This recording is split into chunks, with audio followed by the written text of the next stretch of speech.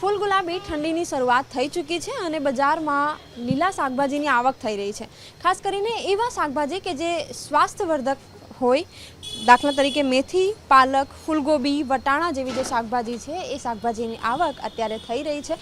અને આ જે શાકભાજી છે ને માત્ર સ્વાસ્થ્યમાં એટલો વર્ધક કરે છે, પરંતુ તેની સાથે સાથે આરોગ્યને પણ જાળવી રાખવા માટે એટલું જ સારું સાબિત થાય છે।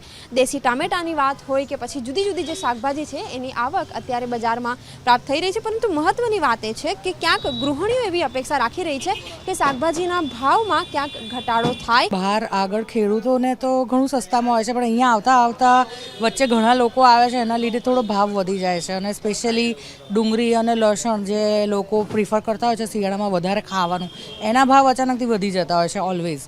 તો may be like government should do something કે એ કંટ્રોલમાં રહે। ટમેટા અત્યારે નોર્મલ ભાવ 30-40 રૂપિયા હોય, પણ એની જગ્યાએ અત્યારે 80 રૂપિયા કિલો થઈ ગયા છે। પછી બટેકા મોંઘા છે, 50 રૂપિયા કિલો, ઓનિયન મોંઘી છે, 80 રૂપિયા કિલો, બધી વસ્તુ અત્યારે બહુ મોંઘું છે। એટલા માટે લીલી શાકભાજી અત્યારે વટાણા, જો કે સિઝન વટાણાની છે તો વટાણા પણ મોંઘા છે। ફુલાવર પણ મોંઘું છે। એટલા માટે ફુલાવર છે 60 રૂપિયા કિલો, વટાણા 120 રૂપિયા કિલો, ભીંડા છે, પછી ગવાર છે, આ બધું 120 રૂપિયા કિલો, બાકી ગિલોડા છે 80 રૂપિયા કિલો છે, પછી ભૂટ્ટા છે 50 રૂપિયા કિલો, એવું બધું નોર્મલ ભાવ છે। પણ આ બે ત્રણ વસ્તુમાં બહુ ભાવ છે, જે સિઝનનો માલ છે એના ભાવ વધારે છે એટલા માટે।